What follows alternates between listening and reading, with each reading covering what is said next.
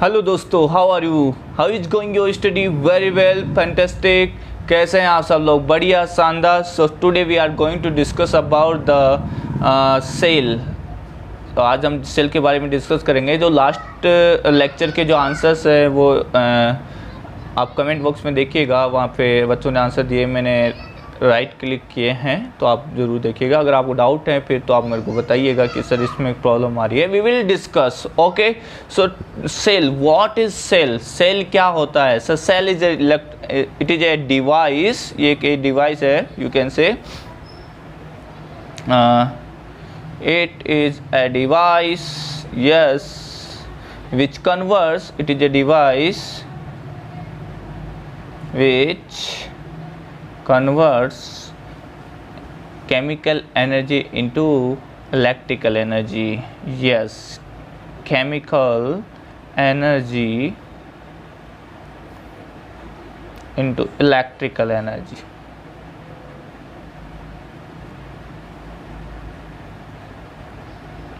Got the point? ठीक है। सो आपको क्लियर होगा कि एक डिवाइस होती है, सिंबल, इसका जो सिंबल होता है, सेल का सिंबल होता है लाइक दैट, माइनस प्लस। ठीक है, ये ईएमएफ शो किया जाता है यहाँ पे, ये सेल है। एंड बैटरी, ये दिस इज द सेल। और बैटरी क्या होती है? Combination of the cell. आपके घरों में भी टॉर्च है, उसमें 2 सेल लगे तो उसको बैटरी बोल देते हैं लोग। ठीक है, why? Because there is a combination of 2 or more than 2 cells, that is battery. ये जरूर ध्यान दें, वन टर्मिनल लार्जर होगा, another is smaller, otherwise capacitor बन जाएगा। कैपेसिटर में आप लोगों ने देखा होगा ऐसा इक्वल होता है, वो कैपेसिटर होता है। ओके, सो यहाँ पे आपको क्लियर हो गया कि एक डिवाइस है जो केमिकल एनर्जी को किस में कन्वर्ट करता है? इलेक्ट्रिकल एनर्जी में कन्वर्ट करता है। Okay sir. एंड सर आपने यहाँ पे ई यूज़ लिया है। What is E? ईएमएफ पे इसको बोलते हैं जनरली। ठीक है, क्या बोलते हैं इसको? ईएमएफ। सो मैं यहाँ पे एक इम्पोर्टेंट पॉइंट मेंशन करने जा रहा हूँ dear student, so be focus.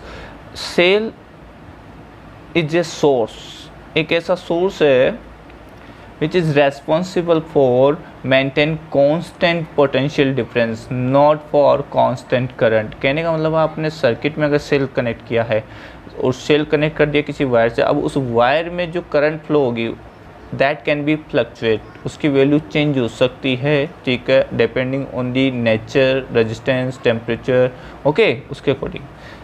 But जो पोटेंशियल डिफरेंस होगा टुवर्ड्स द एंड, है ना, वो मेंटेन करने का काम करेगा cell. Okay, cell is a source which maintain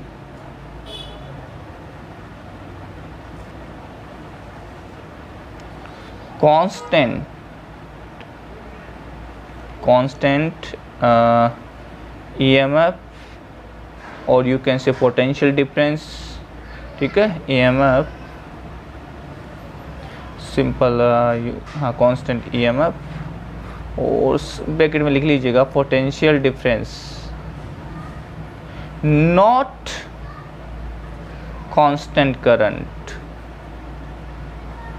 constant current मैंने आपको बता दिया क्यों, क्योंकि टेम्परेचर, रेजिस्टेंस, नेचर के अकॉर्डिंग क्या होगा, करंट का वैल्यू चेंज हो जाएगा अकॉर्डिंग टू द रेजिस्टेंस। ठीक है, but the potential difference is maintain constant.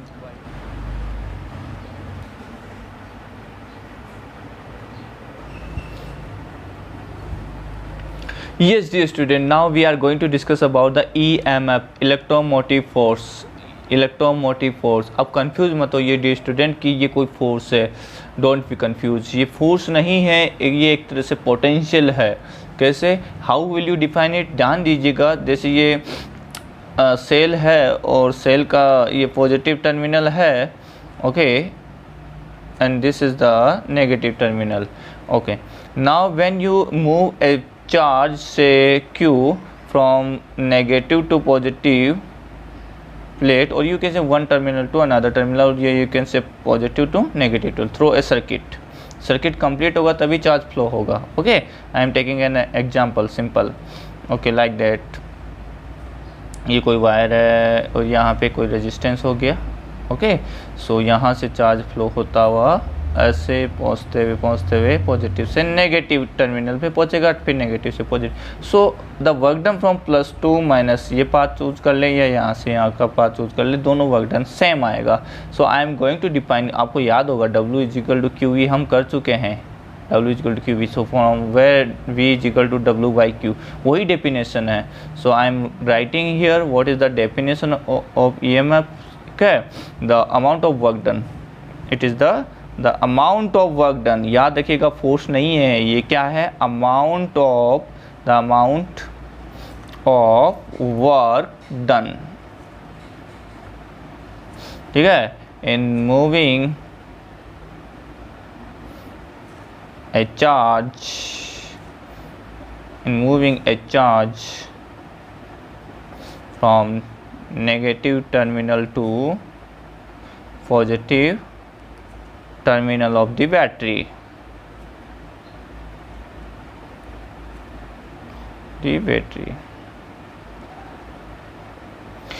यहाँ पे लिख सकते हैं the work done in moving पर यूनिट चार्ज, यू कैन से, बहुत अच्छा वर्ड रहेगा, पर यूनिट चार्ज लिखेंगे तो per unit charge, okay, per unit charge from negative to positive terminal of the battery. So from here you can say, आपका सीधा सा सिंपल ऐसे W आपने जो वर्क डन किया Q × V, जो पोटेंशियल डिफरेंस है आप उसी को EMF बोल रहे हैं, और इसका सिंबल जनरली हम ऐसे लिखते हैं, कुछ में कैपिटल E से रिप्रेजेंट करते हैं। So I am going write like, okay, cursive E, यहाँ से WQE, तो यहाँ से EMF इलेक्ट्रोमोटिव फोर्स बोला जाता है, लेकिन वर्क डन है EMF, तो यहाँ से क्या आ जाएगा W/Q, and Q you are taking like that 1, so it will be EMF will equal to W, am I right. So simple basic thing क्या है कि sir EMF is the work done per unit charge, ठीक है, work done है, okay, it is not a force. Now sir हमने potential difference भी सुना है, हमने क्या सुना है, पोटेंशियल डिफरेंस भी सुना है, ठीक है, और हमने EMF भी सुना है। अब मैंने आपको ये समझाने के लिए डेफिनेशन बनाई है यहाँ पे, ठीक है। अब एक्चुअल डिफरेंस क्या है, between EMF and potential difference, I am going to explain that. So ready हैं आप? यस मैजिक स्टूडेंट, आ जाइए। हम अब देख पा रहे हैं, मैं आपको डिफ्रेंशिएट करने जा रहा हूँ EMF of cell and potential difference, जिसको हम टर्मिनल वोल्टेज बोलते हैं।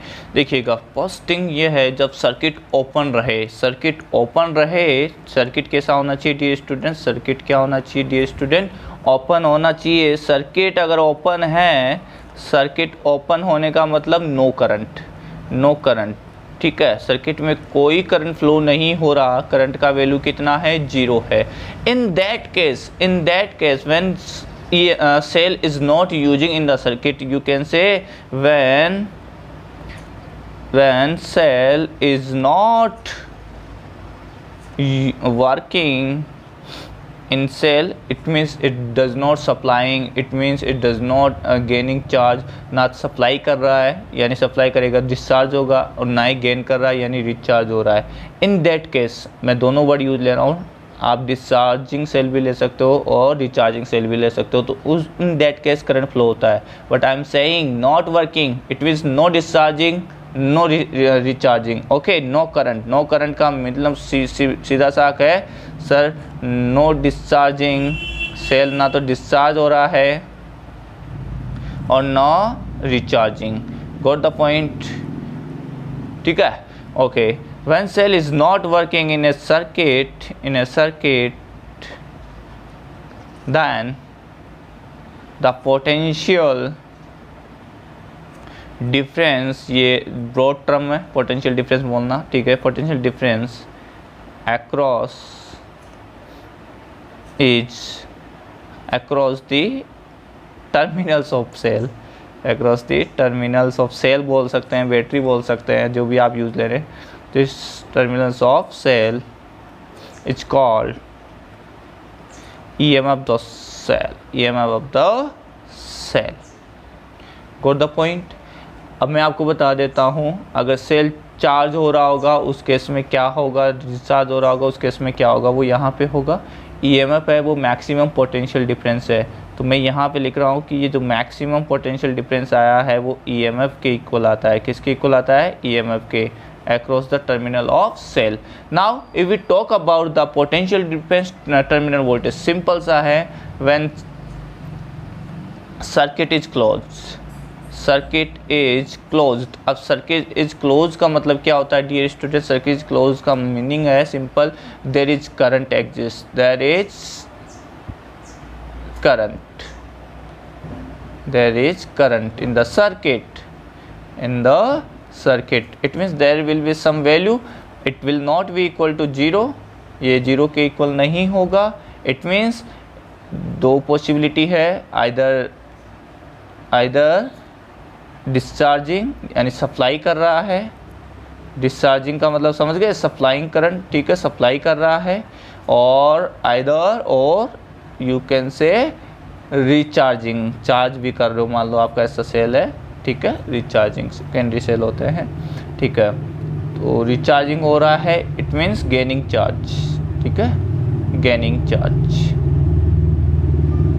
energy, or you can say so either discharging, you can say supply, or recharging, gaining charge. In that case there is a current zero नहीं होगा, वहाँ exist करेगा.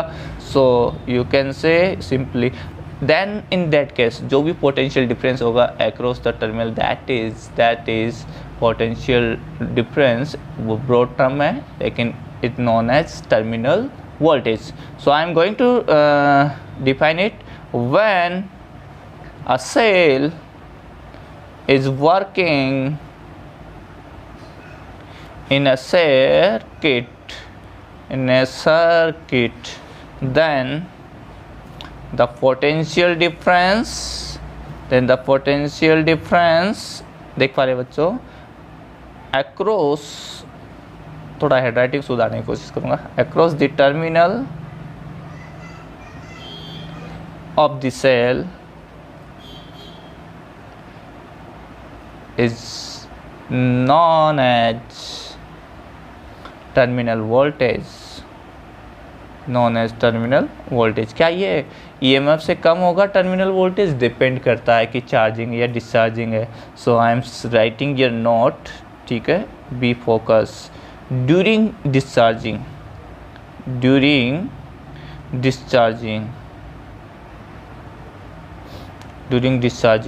जो terminal voltage होगा, be focus here dear student, be focus, जो terminal voltage होगा वो क्या होगा प्यारे बच्चों? V is equal to EMF minus IR. E is the EMF of the cell, I is the current, net current in the cell, and R is the internal resistance. ये नया term आ गया sir, we will discuss. Okay, R is the internal resistance, V is the terminal voltage during discharging, and during recharging. तो यहाँ पे आपको clear है कि sir जो V होगा वो E से लेस देन होगा. सो यहाँ यू कैन से V लेस देन EMF, यानी EMF ग्रेटर होगा. ओके, ड्यूरिंग रिचार्जिंग की बात करें, रिचार्ज कर रहे हैं जैसे आप, है ना, ड्यूरिंग रिचार्जिंग, तो इन दैट केस टर्मिनल वोल्टेज क्या आ जाएगा? सब प्लस आ जाएगा. Very good. In that case terminal voltage क्या आ जाएगा? प्लस आ जाएगा. ये कैसे होता है, ये क्या होता है, तो अभी समझेंगे सर्किट से. V is equal to E plus IR. तो शॉर्ट नोट में इनको आप ध्यान में रखें, V प्लस IR. तो यहाँ पे V और E में अगर कंपेयर करें तो कौन बड़ा है सर? V बड़ा है. कितना? IR टाइम ऐड करने पे आप V आएगा, मतलब इसका वैल्यू ज़्यादा है. अगर इसका 2 है तो 3 ऐड करोगे तो 5, तो V ऑटोमेटिक ज़्यादा आ गया. तो इसका मतलब है कि V greater than EF during recharging. And discharging के दौरान क्या लिखोगे? V equal to E minus, obviously यार इसका इनिशियल बिना करंट फ्लो हो रहे, जब इसमें करंट फ्लो नहीं हो रहा था, without current the maximum potential difference EMF था. जैसे करंट फ्लो होगा तो लॉस होता जाएगा, एनर्जी लॉस, और वो किस में कंज्यूम हो जाएगा? एक्सटर्नल रेजिस्टेंस में, ठीक है, और इसके इंटरनल रेजिस्टेंस में. तो इसका मतलब ये डिक्रीज होगा वैल्यू, और वो जो भी आएगा वो कम आएगा EMF से कम बता रहा है टर्मिनल. लेकिन जब आप चार्ज कर रहे हो तो आपको ज़्यादा सप्लाई करना पड़ेगा वोल्टेज बाहर से. क्यों? क्योंकि आपको EMF तो पहुंचाना ही है, साथ में उसका कोई रेजिस्टेंस होगा, उसके अगेंस्ट पे तो आपको पोटेंशियल देना है, वहाँ पे भी तो ड्रॉप हो जाएगा. तो आपको अगर 2 वोल्ट चाहिए तो आपको 2.5 वोल्ट सप्लाई देनी पड़ेगी, क्योंकि 0.5 तो यहाँ लॉस हो रहा था ना, ठीक है. तो इसका मतलब V कितना है? 2.5, और ये 2 आपको ऑब्टेन होगा. तो एक सिंपल लॉजिक है, बेसिक है, ठीक है। चलते हैं आगे। अब इंटरनल रेजिस्टेंस की बात करते हैं। ये एक शॉर्ट नोट मैंने आपके लिए बनाया है। सो रेडी रहिए, be active, be happy. Okay, subscribe को जरूर कर दीजिएगा, शेयर जरूर कीजिएगा, सपोर्ट एंड लाइक कीजिएगा। Yes magic. Dear student, now we are going to define the internal resistance of a cell। आप लोगों ने देखा ही होगा कुछ ऐसा सेल होता है। ऑब्जर्व कीजिएगा डियर स्टूडेंट, एक सिंपल बता रहा हूँ। जैसे एक इलेक्ट्रोड होता है, जैसे ये एनोड हो गया, ये कैथोड हो गया। Okay, this is the anode I am saying, this is the cathode I am saying. Okay, now ये किसी कंटेनर में आपने इसको रखा है like that, and they both electrodes anode and cathode, you can say anode and cathode, both are dipped inside an electrolyte। जो ये solution है जिसके अंदर आपने डिप किया है, जैसे एस्टोसोपो, जिंक सल्फेट है ना, sulphuric acid, this is the electrolyte. अब इसका अपना एक कॉन्सेंट्रेशन होगा, डेंसिटी होगा, इसका अपना एक कॉन्सेंट्रेशन होगा, डेंसिटी होगा। सही है सर ना, एम आई राइट? होगा, बिल्कुल ज़रूर सर होगा, ठीक है। अब इसमें जब आप सर्किट कंप्लीट करते हैं बाहर किसी रेजिस्टेंस से कनेक्ट करके, okay, then what will happen. जैसे आपने सर्किट क्लोज किया, की नहीं लगाइए, कोई बात नहीं है, समझिएगा, सिंपल है ना। करंट फ्लो हो जाएगा, करंट फ्लो होगा, ठीक है। ये रेजिस्टेंस यहाँ से करंट फ्लो होगा। नाउ अब ये करंट यहाँ से यहाँ फ्लो होता हुआ, यानी चार्ज यहाँ से यहाँ पहुँचेगा, ठीक है, प्लस से नेगेटिव पे, तो इसकी अपोजिट डायरेक्शन में करंट फ्लो होगा। सो तो अपोजिशन तो क्रिएट होगा। चार्ज फ्लो हो रहा है one plate to other plate, तो यहाँ पे इसका इनसाइड क्या है, कुछ डेंसिटी है, मटेरियल है, एटम्स है, लैटिस है, ठीक है। यू कैन से अदर पॉजिटिव आयंस भी होते हैं, क्योंकि इलेक्ट्रोलाइट्स में क्या होते हैं, पॉजिटिव एंड नेगेटिव आयंस होते हैं, ठीक है। पॉजिटिव एंड नेगेटिव आयंस होते हैं, सो वो एक दूसरे को रिपेल भी करेंगे, कोलिजन भी होगा। So due to which the electrolyte shows opposition to the flow of current through it, and that opposition is known as internal resistance. Internal में इसके इनसाइड की बात कर रहा है, सेल के इनसाइड की। तो उसके मटेरियल की वजह से जो भी हो रहा है उसके अंदर, मटेरियल ने अपोज किया flow of current through it, that is the internal resistance। So I am writing here the opposition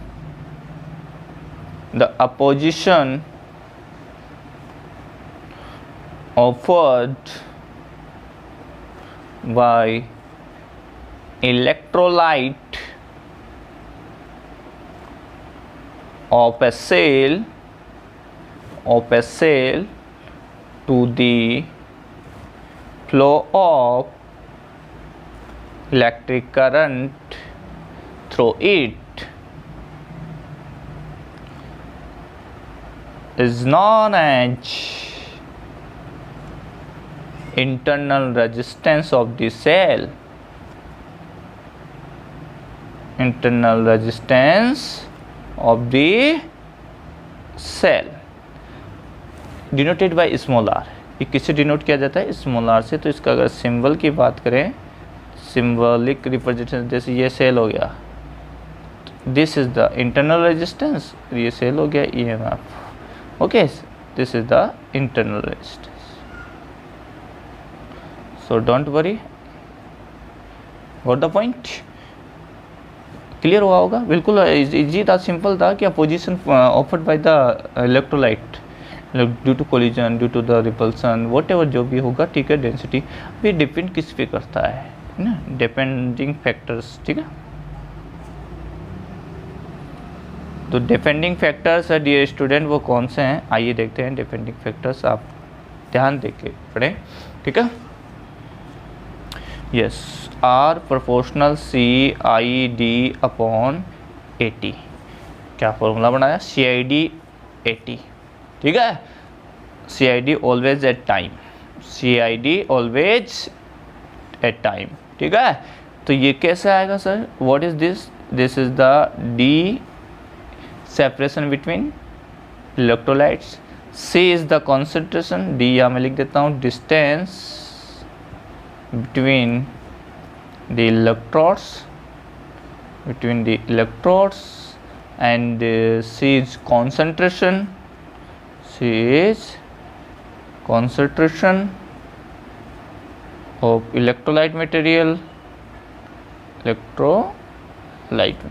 and A क्या है, cross section area of electrodes, इनका जो क्रॉस सेक्शन एरिया है वो, ठीक है, क्रॉस सेक्शन, अरे प्लेट है ना, प्लेट का एक लेयर होगा, नहीं होगा, बिल्कुल ऐसे लेयर होगा, cross section area of electrodes,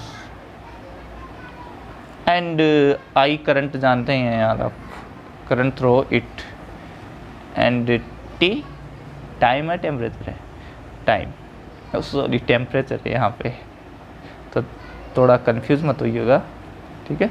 CID upon AT याद रखिएगा, कहीं आप अगर ऐसे याद रखेंगे CID एट टाइम तो वो T को टाइम बोल देंगे आप, तो डोंट बी कंफ्यूज, वो मैंने बोल दिया है, लेकिन यहाँ T is the temperature, inversely proportional, जैसे टेम्परेचर बढ़ाएंगे रेजिस्टेंस कम हो जाएगा, आयन फ्लो ज़्यादा होगा, ठीक है। तो ये इंटरनल रेजिस्टेंस के बारे में मैंने आपको सिंपल जानकारी दी है आपको, ठीक है। अभी हमने यूज किया था कि terminal voltage V = E - IR लिख रहे थे, ये किस केस में था, यस डिस्चार्जिंग केस में, ये किस केस में था, डिस्चार्जिंग में, शाबाश। और चार्जिंग में क्या होगा, सब प्लस आ जाएगा, V = E + IR, okay, this is in charging, शाबाश, वेरी गुड वेरी गुड। सो अब मैं स्पेशल इसके केसेस डिस्कस कर रहा हूँ कि ओपन सर्किट में क्या होगा, क्लोज सर्किट में क्या होगा, कितनी पावर लॉस होगी, व्हाटएवर जो भी है, तो बने रहिए, कुछ इंपॉर्टेंट पॉइंट्स आपके सामने आ रहे हैं, ठीक है, बिल्कुल बने रहिए। अगर आप एंड तक एंजॉय करते हैं तो you will learn very very some special things, और यू कुछ अलग हट के सीखेंगे, है ना, तो बने रहिए, खुश रहिए, और हाँ, खुश होके सीखने पे भी थोड़ा सा मज़ा है, वैसे थोड़ा सा ऐसा करके सीखोगे तो मुश्किल होता है, माइंड पे लोड पड़ता है। चलते हैं, यस मैजिक, यस जी स्टूडेंट, देख पा रहे हैं, now cell in close circuit we will talk about, ठीक है। अब इसका मतलब क्लोज सर्किट में है तो सेल क्या करेगा, सप्लाई कांस्टेंट करंट से, दिस इज द आई, कोई कांस्टेंट करंट आई सप्लाई कर रहा है यहाँ से, ठीक है, कोई क्या मतलब I mean to say cell supply कर रहा है, okay. Now dear student tell me कि आप ये बताएं मुझे,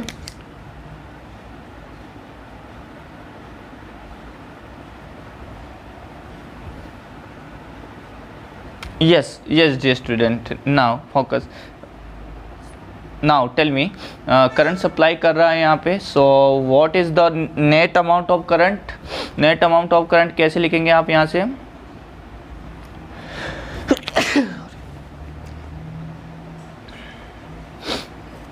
yes net amount of current क्या आ जाएगा डियर स्टूडेंट, यहाँ से net amount of current आप देखिएगा, I = net EMF, ठीक है। ये तो सिंगल सेल है, अगर नंबर ऑफ सेल हो तो नेट लेना पड़ेगा, E net of EMF net you can say, and R plus internal resistance पे उनका क्या आएगा, इक्विवेलेंट आ जाएगा। कहने का मतलब मैं ये बोल सकता हूँ net EMF divide by external resistance plus equivalent of the internal resistance.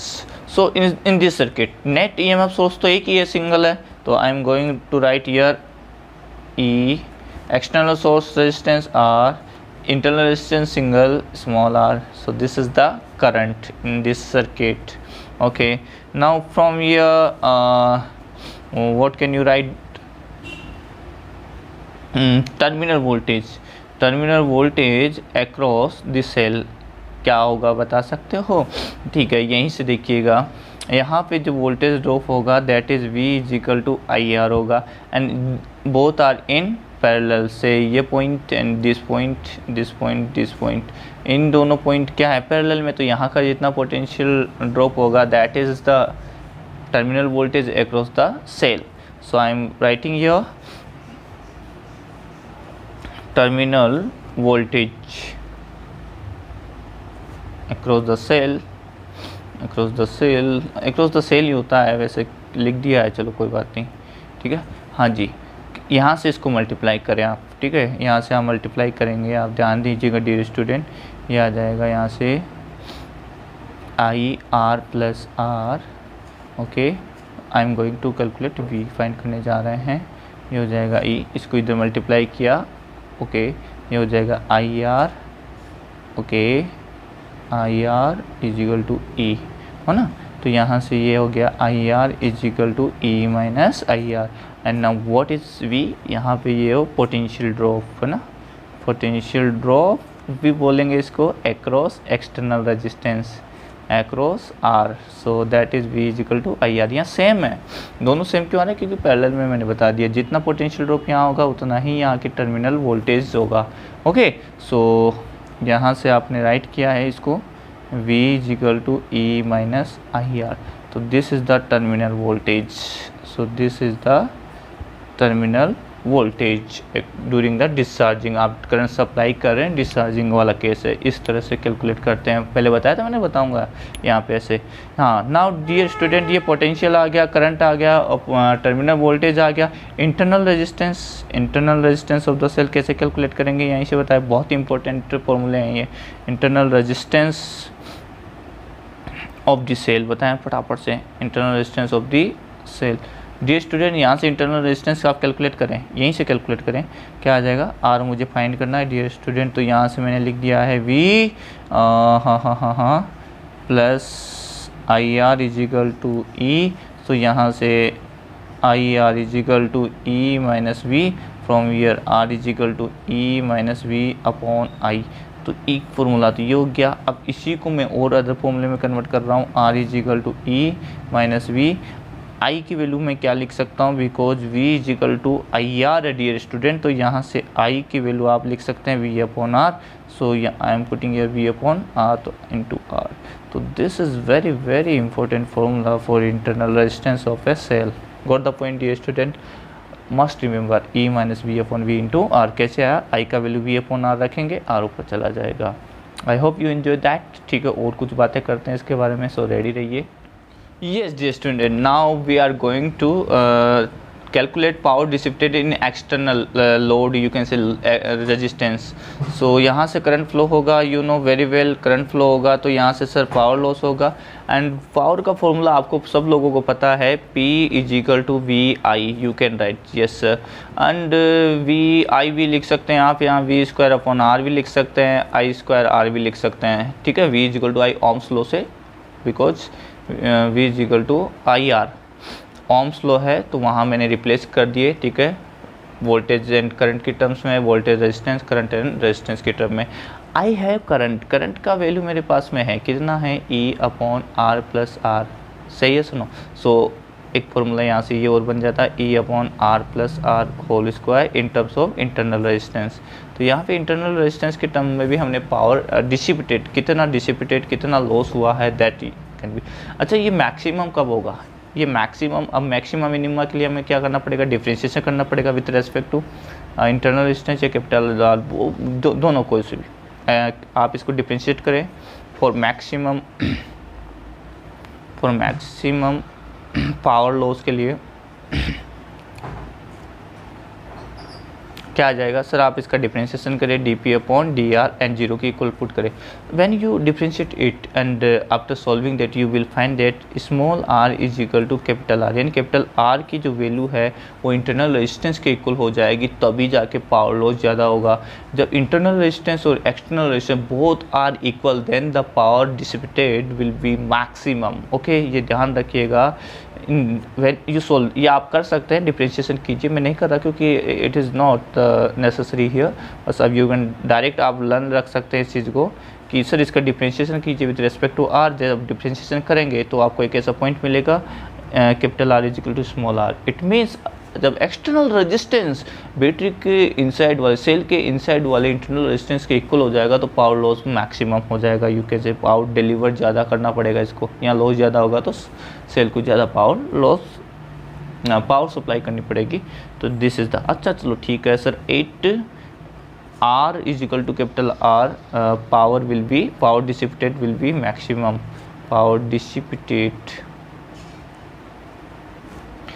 Through R, power dissipated कहाँ हो रही है, आर पे, विल बी मैक्सिमम।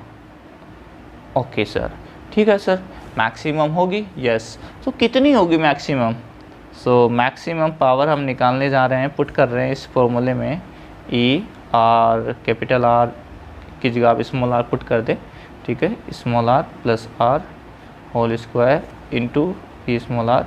सो क्या आ जाएगा यहाँ से E up square upon 2r 4r square into R, that is E square upon 4r। और कैपिटल आर के टर्म में लिखना चाहे तो यू कैन राइट और you can say P maximum E square upon 4 capital R. दोनों सही है, ये भी यहाँ लिख दीजिएगा E square upon 4r because small R is equal to capital R. अच्छा, ग्राफ बनाने के लिए बोला जाए, कभी कभी ग्राफ पूछा जाता है पावर एंड रेजिस्टेंस में। अगर मैं बात करूँ यहाँ पर जो रेजिस्टेंस है, तो धीरे धीरे पावर डिस्ट्रीब्यूशन बढ़ेगा और मैक्सिमम होगा, क्योंकि स्क्वायर आ रहा है तो कुछ ऐसा नजर आएगा करो, ठीक है, पैराबोलिक टाइप। हाँ जी, यहाँ पे r is equal to R हो गया और फिर डिक्रीज होना स्टार्ट हो गया। ऐसा ग्राफ आता है पावर डिसिपेटेड का एंड रेजिस्टेंस का। सो आई होप आपको कुछ एक्स्ट्रा पता लगा, जानने को मिला, ठीक है। कुछ और इसके कंसेप्ट्स है, फटाफट से क्विक मोड में डिस्कस करते हैं। यस जी स्टूडेंट, आ जाइए अब डिस्कस करते हैं सेल इन ओपन सर्किट। ये सी है ओपन सर्किट, ओके। हाँ जी, तो ओपन सर्किट का मतलब there is no current, there is no current, ठीक है, no current flow, no current flow through the cell, okay. Circuit में कोई करंट फ्लो नहीं हो रहा, तो करंट का वैल्यू कितना हो गया, 0। Now tell me what is the potential difference across the resistor R. So potential difference across resistance R, what will that, V is equal to I into R. I 0 है तो क्या हो जाएगा sir, potential drop भी कितना हो जाएगा, 0 volt हो जाएगा, ठीक है, 0 वोल्ट। आई होप क्लियर है ये, very good. Now tell me dear student, terminal voltage कितना होगा। टर्मिनल वोल्टेज की बात करूंगा तो यहाँ टर्मिनल वोल्टेज देखिएगा, यहाँ का पोटेंशियल डिफरेंस कितना आएगा सर। टर्मिनल वोल्टेज की आप बात करेंगे, टर्मिनल वोल्टेज, ठीक है, V इज इक्वल टू, यहाँ V से लिखेंगे तो वो क्या आ जाएगा, ये पोटेंशियल ड्रॉप में R यहाँ एक्रॉस बताया, ठीक है, V एक्रॉस R। हाँ जी, V R बोल देता हूँ इसको, यहाँ का पोटेंशियल ड्रॉप। यहाँ पे कोई एक्स्ट्रा पोटेंशियल ड्रॉप नहीं होगा क्योंकि करंट फ्लो नहीं हो रहा। V इज इक्वल टू हम लिखते थे E माइनस आई आर। अब भैया करंट तो 0 है, तो ये किसके इक्वल हो गया, E के, तो EMF के इक्वल हो गया, नहीं हो गया, ये किसके इक्वल हो गया, EMF के इक्वल हो गया, एम आई राइट, सही है सुनो। टर्मिनल वोल्टेज यहाँ का V किसके इक्वल हो जाएगा, EMF के इक्वल हो जाएगा, क्योंकि यहाँ करंट फ्लो ही नहीं हो रही, तो रेजिस्टेंस यहाँ स्मॉल r इंटरनल रेजिस्टेंस के अक्रॉस कोई पोटेंशियल ड्रॉप होगा नहीं। तो ठीक है, टर्मिनल वोल्टेज आ गया। अब थोड़ा सा यहाँ से आपसे क्वेश्चन पूछता हूँ, what is the potential difference between A and B। यहाँ जो क्वेश्चन में अगर आपसे पूछूँ कि sir what is potential difference between A and B, कितना होगा भैया। अब इसमें यहाँ से आप चलें तो यहाँ तो कोई ड्रॉप हुआ नहीं, पोटेंशियल ड्रॉप, यहाँ का तो 0 है, यहाँ का जो है केवल EMF के इक्वल है, तो A और B के बीच में ही आते हैं। सो ये कितना हो जाएगा sir, VAB equal to EMF, कहने का मतलब E, तो यही आंसर आ जाएगा। अच्छा जी, यस डियर स्टूडेंट, अब देखिएगा शॉर्ट सर्किट हम देख रहे हैं कि मान लीजिए शॉर्ट सर्किट में सेल को यूज़ लिया जा रहा है। अब what is the meaning of short circuit. Short circuit का मीनिंग सिंपल है कि एक कंडक्टिंग वायर के थ्रू इसको जोड़ दिया गया है, ठीक है, conducting wire, thick conducting wire you can से, थिक कंडक्टिंग वायर के थ्रू सेल को जोड़ दिया गया। रेजिस्टेंस उसका क्या कंसिडर किया गया, 0। तो यहाँ पे मैं लिखूँगा जो एक्सटर्नल रेजिस्टेंस है, एक्सटर्नल रेजिस्टेंस उसकी वैल्यू कितनी है, 0। ओके, तो यहाँ पे जो करंट होगी वो क्या होगी sir, E net EMF upon R plus R, यही होगा। अब ये तो 0 है, तो यहाँ पे जो करंट आ जाएगा E upon R, that is, this is the maximum current. ये जो करंट आ रही है इसमें मैक्सिमम करंट है। शॉर्ट सर्किट में बहुत ज़्यादा करंट फ्लो होती है, बहुत ज़्यादा करंट फ्लो होगी तो पावर लॉस भी ज़्यादा होगा, एम आई राइट। कहाँ पे, यहाँ बाहर तो होगा नहीं क्योंकि रेजिस्टेंस है नहीं, इसके inside across the internal resistance वहाँ जरूर पॉसिबल है। तो ये मैक्सिमम करंट है और ये कनेक्टिंग वायर है, बस इतना सा आपको समझना है। एक्सटर्नल पोटेंशियल ड्रॉप होगा नहीं, ठीक है। अच्छा, अब अगर आप बात करें टर्मिनल वोल्टेज की, तो यस ध्यान दीजिए डियर स्टूडेंट, एक्सटर्नल रेजिस्टेंस, तो यहाँ पे एक्सटर्नल पोटेंशियल ड्रॉप तो क्या होगा, जो पोटेंशियल ड्रॉप या डिफरेंस अक्रॉस एक्सटर्नल रेजिस्टेंस है ही नहीं सर, क्यों निकाल रहे हो? एक्सटर्नल रेजिस्टेंस सर क्या आ जाएगा, आई इंटू आर, जीरो है तो 0 volt. But what's about the terminal voltage? अगर हम बात करें टर्मिनल वोल्टेज की डियर स्टूडेंट, तो वो क्या होगा? अब बच्चे यहाँ कंफ्यूज हो जाते हैं कि सर एक्सटर्नल रेजिस्टेंस नहीं है तो टर्मिनल वोल्टेज नहीं आएगा। ऑब्वियसली आएगा, क्यों नहीं आएगा? टर्मिनल वोल्टेज यहाँ पे जो आएगा dear student, that is V, terminal V T लिख देता हूँ, E minus I R. Okay, तो मस्ट रिमेंबर यहाँ का जो भी पोटेंशियल ड्रॉप आएगा across this point, that is V E minus R, because यहाँ पे जो करंट सप्लाई दे रहा है वो मैक्सिमम दे रहा है, ठीक है, क्योंकि इसका रेजिस्टेंस है ही नहीं एक्सटर्नल। तो this is the short circuiting. तो आई होप आप लोगों ने एंजॉय किया होगा। Thank you for watching. Please like, subscribe and share. इस पे अगले ही लेक्चर में हम न्यूमेरिकल करेंगे, बहुत अच्छे न्यूमेरिकल, तो रेडी रहिएगा। ये मैंने यहाँ कंसेप्ट बताया, नेक्स्ट लेक्चर में हम इसके न्यूमेरिकल करेंगे, ठीक है। फिर combination you can say grouping of cells हम पढ़ेंगे। सो प्लीज़ लाइक करें, सब्सक्राइब करें एंड शेयर करें। Thank you.